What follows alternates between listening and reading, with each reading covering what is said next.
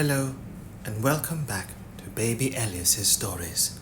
We now return to The War of the Worlds by H.G. Wells. Chapter 25. Dead London. After I had parted from the artilleryman, I went down the hill, and by the high street across the bridge to Fulham. The red weed was tumultuous at that time, and nearly choked the bridge roadway, but its fronds were already whitened in patches by the spreading disease that presently removed it so swiftly. At the corner of the lane that runs to Putney Bridge Station, I found a man lying. He was as black as a sweep, with the black dust alive, but helplessly and speechlessly drunk.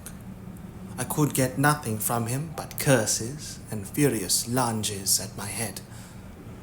I think I should have stayed by him, but for the brutal expression of his face. There was black dust along the roadway from the bridge onwards, and it grew thicker in Fulham. The streets were horribly quiet. I got food, sour, hard and mouldy, but quite eatable, in a baker's shop here. Some way towards Walham Green, the streets became clear of powder, and I passed the white terrace of houses on fire. The noise of the burning was an absolute relief. Going on towards Brompton, the streets were quiet again. Here I came once more upon the black powder in the streets and upon dead bodies. I saw altogether about a dozen in the length of the Fulham Road. They had been dead many days, so that I hurried quickly past them. The black powder covered them over and softened their outlines. One or two had been disturbed by dogs. Where there was no black powder, it was curiously like a Sunday in the city, with the closed shops, the houses locked up and the blinds drawn, the desertion and the stillness. In some places plunderers had been at work, but rarely at other than the provision and wine shops. A jeweller's window had been broken open in one place, but apparently the thief had been disturbed, and a number of gold chains and a watch lay scattered on the pavement. I did not trouble to touch them. Farther on was a tattered woman in a heap on a doorstep. The hand that hung over her knee was gashed and bled down her rusty brown dress, and a smashed magnum of champagne formed a pool across the pavement. She seemed asleep, but she was dead. The farther I penetrated into London, the profounder grew the stillness. But it was not so much the stillness of death. It was the stillness of suspense, of expectation. At any time the destruction that had already signed the northwestern borders of the metropolis and had annihilated Ealing and Kilburn might strike among these houses and leave them smoking ruins. It was a city condemned and derelict.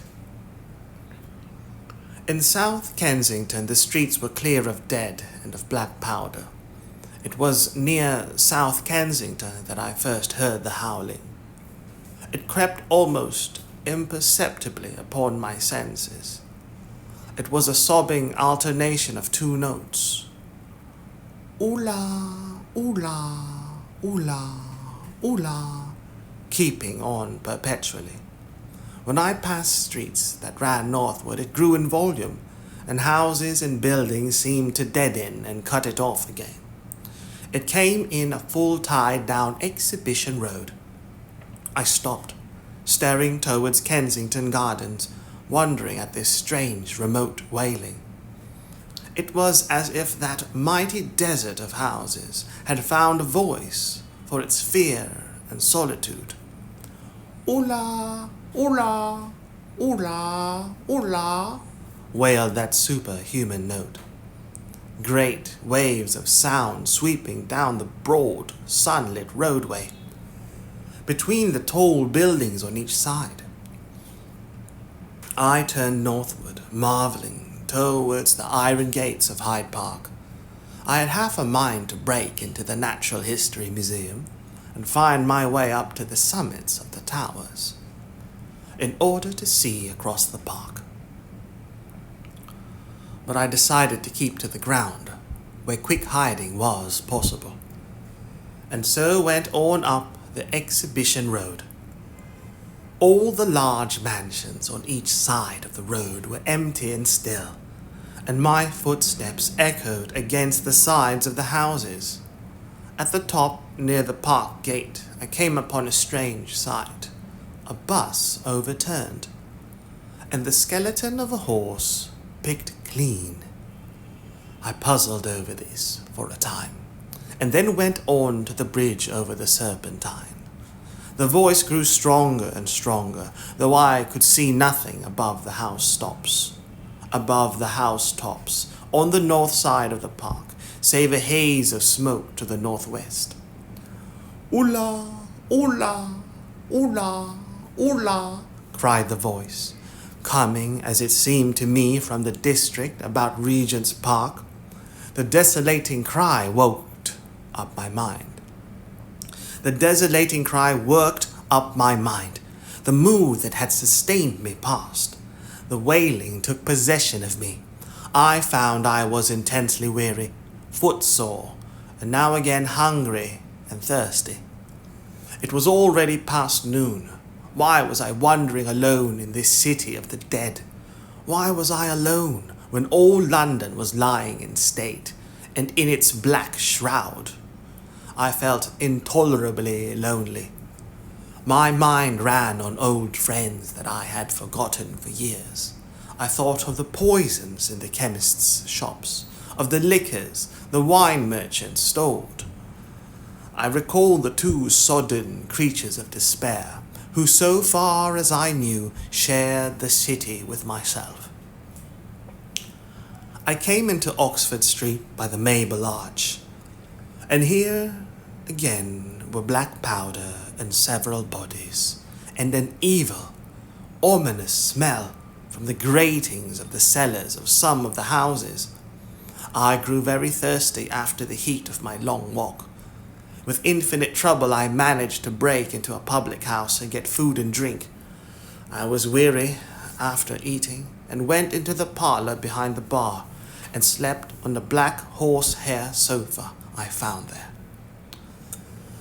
I awoke to find that dismal howling still in my ears. "Oola, oola, oola, oola." It was now dusk, and after I had rooted out some biscuits and a cheese in the bar, there was a meat safe, but it contained nothing but maggots. I wandered on through the silent residential squares to Baker Street. Portman Square is the only one I can name, and so came out at last upon Regent's Park. And as I emerged from the top of Baker Street, I saw far away over the trees, in the clearness of the sunset, the hood of the Martian giant from which this howling proceeded. I was not terrified. I came upon him as if it were a matter of course. I watched him for some time, but he did not move. He appeared to be standing and yelling for no reason that I could discover. I tried to formulate a plan of action. The perpetual sound of "oola, oola, oola, oola" confused my mind. Perhaps I was too tired to be very careful, to be very fearful. Certainly I was more curious to know the reason of this monotonous crying than afraid. I turned back away from the park and struck into Park Road, intending to skirt the park. went along under the shelter of the terraces, and got a view of this stationary, howling Martian from the direction of St. John's Wood. A couple of 100 yards out of Baker Street, I heard a yelping chorus, and saw first a dog with a piece of putrescent red meat in his jaws coming headlong towards me, and then a pack of starving mongrels in pursuit of him. He made a wide curve to avoid me, as though he feared I might prove a fresh competitor. As the yelping died away down the silent road, the wailing sound of "Oola, oola, oola, oola" reasserted itself. I came upon the wrecked handling machine halfway to St. John's Wood Station. At first, I thought a house had fallen across the road. It was only as I clambered among the ruins that I saw, with a start, this mechanical Samson lying, with its tentacles bent and smashed and twisted, among the ruins it had made. The forepart was shattered. It seemed as if it had been driven blindly straight at the house, and had been overwhelmed in its overthrow. It seemed to me then that this might have happened by a handling machine escaping from the guidance of its Martian. I could not clamber among the ruins to see it, and the twilight was now so far advanced that the blood with which its seat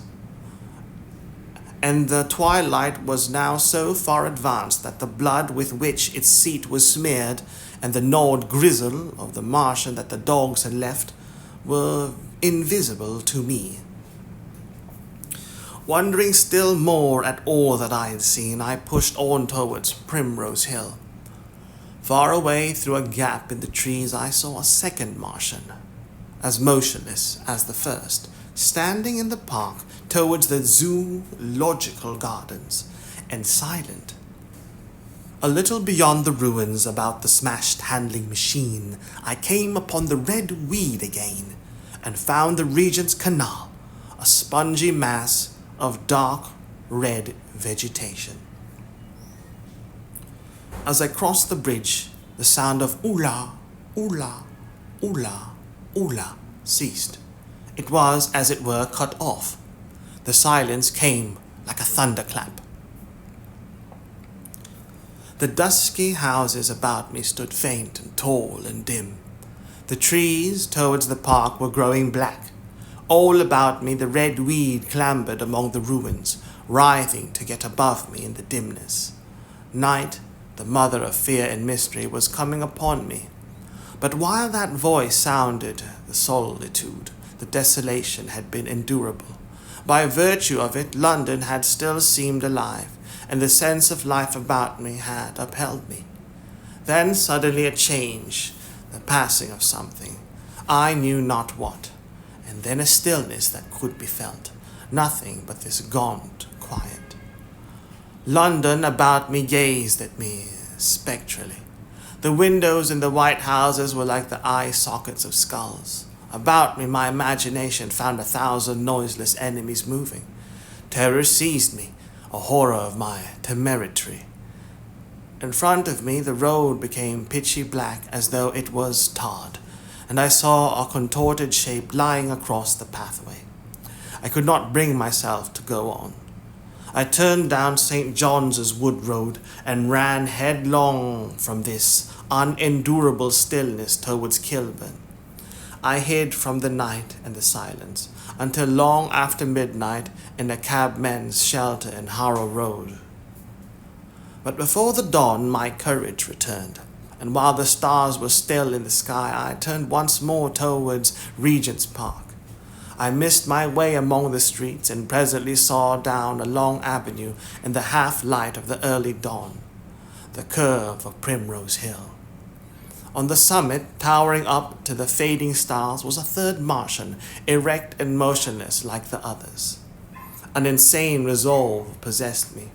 I would die and end it, and I would save myself even the trouble of killing myself. I marched on recklessly towards this Titan, And then, as I drew nearer and the light grew, I saw that a multitude of black birds was circling and clustering about the hood. At that my heart gave a bound, and I began running along the road. I hurried through the red weed that choked St. Edmund's Terrace. I waded breast high across a torrent of water that was rushing down from the waterworks towards the Albert Road, and emerged upon the grass before the rising of the sun. Great mounds had been heaped about the crest of the hill, making a huge redoubt of it. It was the final and largest place the Martians had made, and from behind these heaps there rose a thin smoke against the sky. Against the skyline an eager dog ran and disappeared. The thought that had flashed into my mind grew real, grew credible. I felt no fear, only a wild, trembling exultation as I ran up the hill towards the motionless monster. Out of the hood hung lank shreds of brown, at which the hungry birds pecked and tore. In a moment I had scrambled up the earthen rampart and stood upon its crest, and the interior of the redoubt was below me. A mighty space it was, with gigantic machines here and there within it, huge mounds of material in strange sheltered places, and scattered about it, some in their overturned war machines, some in the now rigid handling machines, and a dozen of them stark and silent, and laid in a row, were the Martians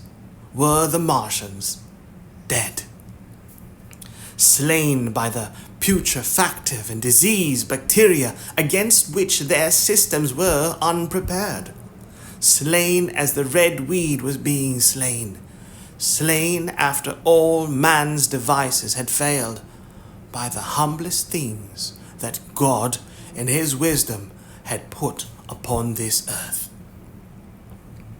For so it had come about, as indeed I and many men might have foreseen, had not terror and disaster blinded our minds. These germs of disease have taken toll of humanity since the beginning of things, taken toll of our pre-human ancestors since life began here. But by virtue of this natural selection of our kind, we have developed resisting power. To no germs do we succumb without a struggle, and to many, those that cause putrefaction in dead matter, for instance, our living frames are altogether immune. But there are no bacteria in Mars, and directly these invaders arrived, directly they drank and fed, our microscopic allies began to work their overthrow. Already when I watched them, they were irrevocably doomed, dying and rotting even as they went to and fro. It was inevitable. By the toll of 1 billion deaths, man has brought his birthright of the earth, and it is his against all comers. It would be still his were the Martians 10 times as mighty as they are, for neither do men live nor die in vain.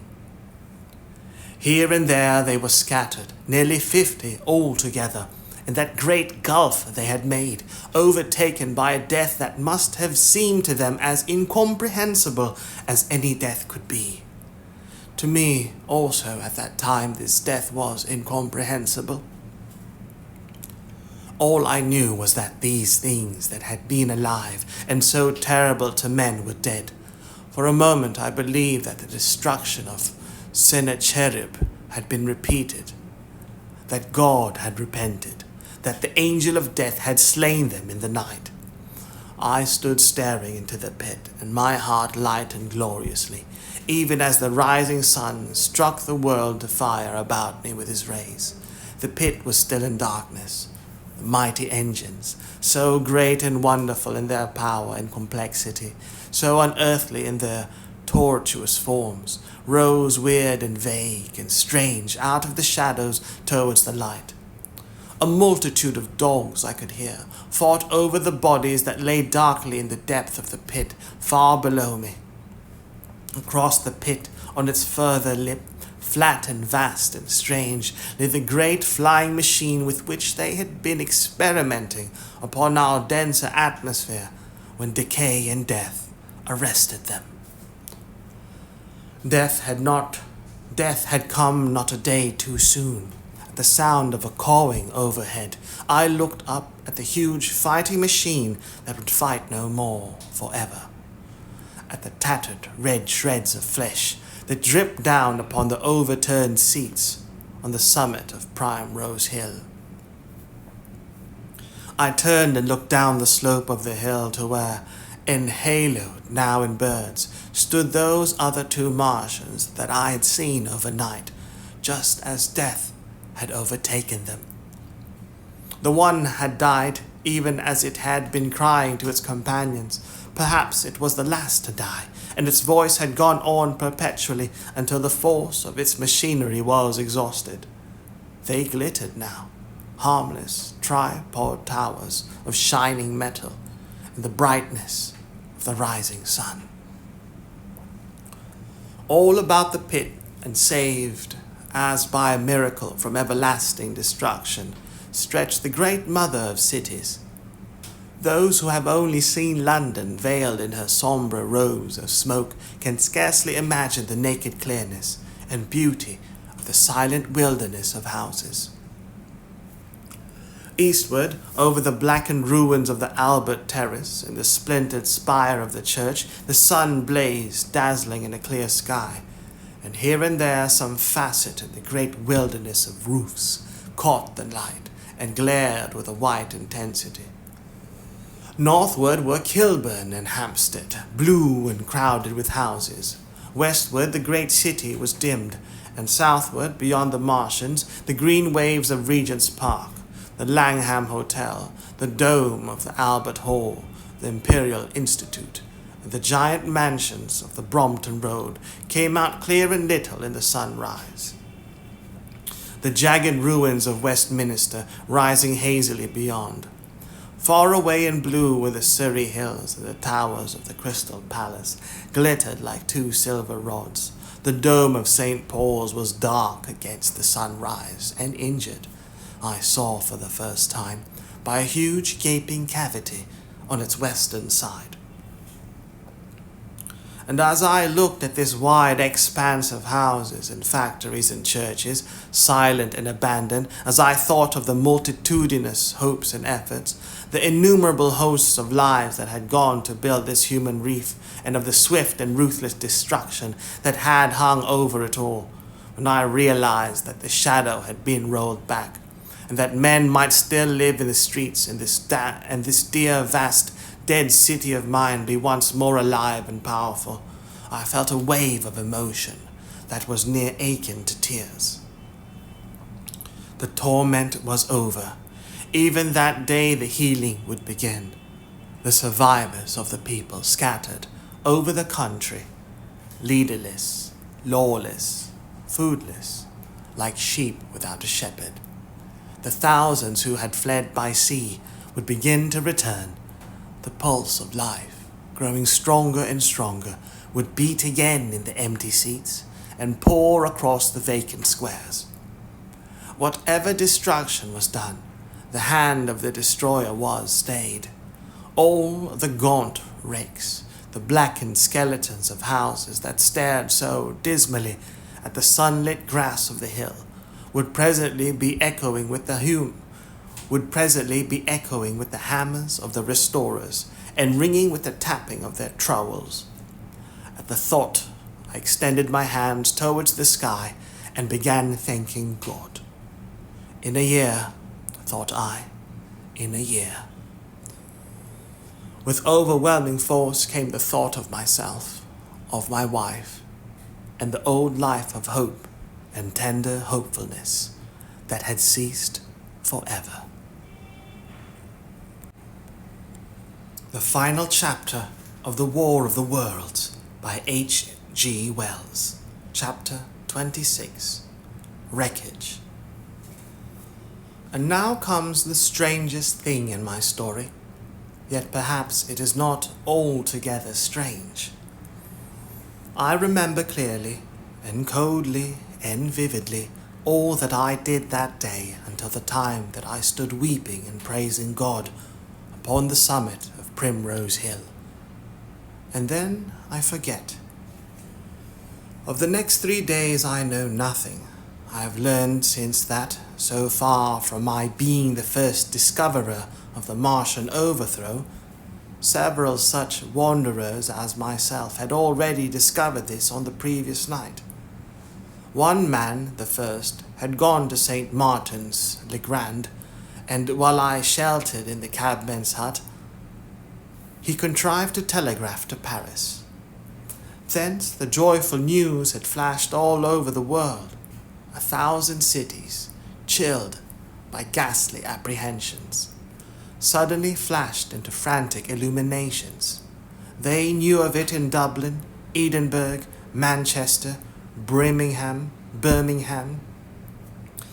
At the time when I stood upon the verge of the pit, already men weeping with joy, as I have heard, shouting and staying their work to shake hands and shout, were making up trains, even as near as Crewe, to descend upon London.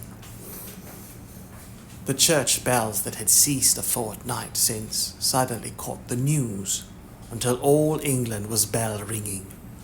Men on cycles, lean-faced, unkempt, scorched along every country lane, shouting of unhoped deliverance, shouting to gaunt, staring figures of despair. And for the food, across the Channel, across the Irish Sea, across the Atlantic, corn, bread and meat were tearing to our relief. All the shipping in the world seemed going Londonward in those days. But of all this I have no memory. I drifted, a demented man. I found myself in the house of kindly people who had found me on the 3rd day wandering, weeping and raving through the streets of St. John's Wood. They have told me since that I was singing some insane doggerel about "the last man left alive, hurrah, the last man left alive." Troubled as they were with their own affairs, these people whose name, much as I would like to express my gratitude to them, I may not even give here, nevertheless, cumbered themselves with me, sheltered me and protected me for myself. Apparently they had learned something of my story from me during the days of my lapse. Very gently, when my mind was assured again, did they break to me what they had learned of the fate of Leatherhead. 2 days after I was imprisoned, it had been destroyed, with every soul in it, by a Martian. He had swept it out of existence, as it seemed, without any provocation, as a boy might crush an anthill in the mere wantonness of power. I was a lonely man, and they were very kind to me. I was a lonely man and a sad one, and they bore with me. I remained with them 4 days after my recovery. All that time I felt a vague, growing craving to look once more on whatever remained of the little life that seemed so happy and bright in my past. It was a mere hopeless desire to feast upon my misery. They dissuaded me. They did all they could to divert me from this morbidity. But at last I could resist the impulse no longer, and promising faithfully to return to them, and parting, as I will confess, from these 4-day friends with tears, I went out again into the streets that had lately been so dark and strange and empty.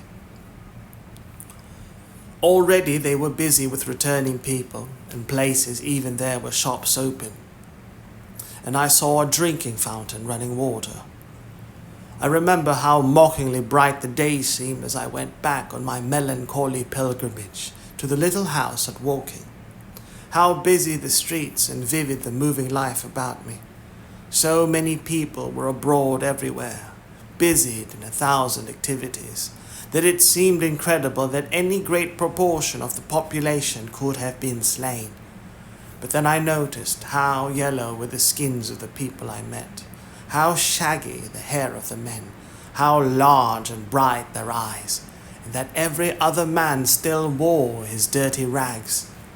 Their faces seemed all with one of two expressions, a leaping exultation, an energy, or a grim resolution. Save for the expression of the faces, London seemed a city of tramps. The vestries were indiscriminately distributing bread sent us by the French government. The ribs of the few horses showed dismally. Haggard special constables with white badges stood at the corners of every street. I saw little of the mischief wrought by the Martians until I reached Wellington Street, and there I saw the red weed clambering over the buttresses of Waterloo Bridge. At the corner of the bridge, too, I saw one of the common contrasts of that grotesque time. A sheet of paper flaunting against the thicket of the red weed, transfixed by a stick that kept it in place. It was the placard of the first newspaper to resume publication, the Daily Mail. I bought a copy for a blackened shilling I found in my pocket. Most of it was in blank, but the solitary compositor who did the thing had amused himself by making a grotesque scheme of advertisement stereo on the back page. The matter he printed was emotional. The news organization had not as yet found its way back. I learned nothing fresh except that already in 1 week the examination of the Martian mechanisms had yielded astonishing results.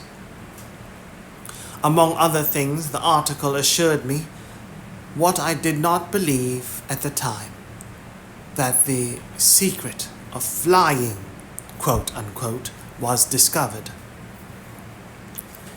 At Waterloo, I found the free trains that were taking people to their homes. The first rush was already over. There were a few people in the train, and I was in no mood for casual conversation. I got a compartment to myself and sat with folded arms, looking greyly at the sunlit devastation that flowed past the windows. And just outside the terminus, the train jolted over temporary rails, and on either side of the railway, the houses were blackened ruins. To Clapham Junction, the face of London was grimy with powder of the black smoke, in spite of 2 days of thunderstorms and rain. And at Clapham Junction, the line had been wrecked again. There were hundreds of out-of-work clerks and shopmen working side by side with the customary navvies, and we were jolted over a hasty relaying. All down the line from there, the aspect of the country was gaunt and unfamiliar. Wimbledon, particularly, had suffered. Walton, by virtue of its unburned pine woods, seemed the least hurt of any place along the line. The Wandle, the Mould, every little stream was a heaped mass of red weed. In appearance, between butcher's meat and pickled cabbage, the Surrey Pines woods were too dry, however, for the festoons of the red climber. Beyond Wimbledon, within sight of the line in certain nursery grounds, were the heaped masses of earth about the 6th cylinder. A number of people were standing about it, and some sappers were busy in the midst of it. Over it flaunted a Union Jack, flapping cheerfully in the morning breeze. The nursery grounds were everywhere crimson with the weed, a wide expanse of livid color cut with purple shadows, and very painful to the eye. One's gaze went with infinite relief from the scorched greys and sullen reds of the foreground to the blue-green softness of the eastward hills. The line on the London side of Woking Station was still undergoing repair, so I descended at Byfleet Station and took the road to Maybury, past the place where I and the artilleryman had talked to the hussars, and on by the spot where the Martian had appeared to me in the thunderstorm. Here, moved by curiosity, I turned aside to find, among a tangle of red fronds, the wrapped and broken dog cart with the whitened bones of the horse scattered and gnawed. For a time I stood regarding these vestiges. Then I returned through the pine wood, neck high with red weed here and there, to find the landlord of the spotted dog had already found burial, and so came home past the college arms. A man standing at an open cottage door greeted me by name as I passed. I looked at my house with a quick flash of hope that faded immediately. The door had been forced. It was unfast and was opening slowly as I approached. It slammed again.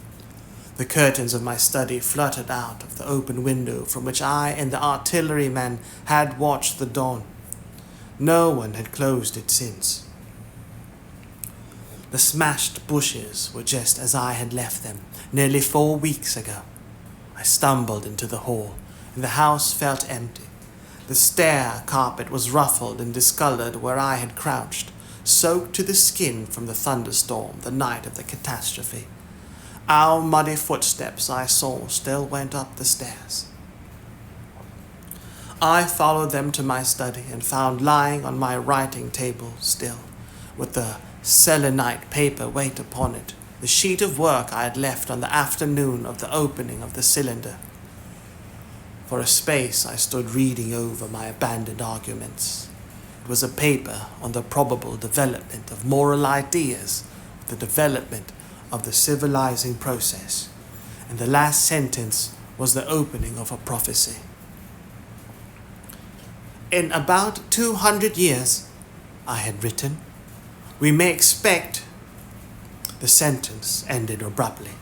I remembered my inability to fix my mind that morning, scarcely a month gone by, and how I had broken off to get my daily chronicle from the newsboy. I remembered how I went down to the garden gate as he came along, and how I listened to his odd story of men from Mars. I came down and went into the dining room.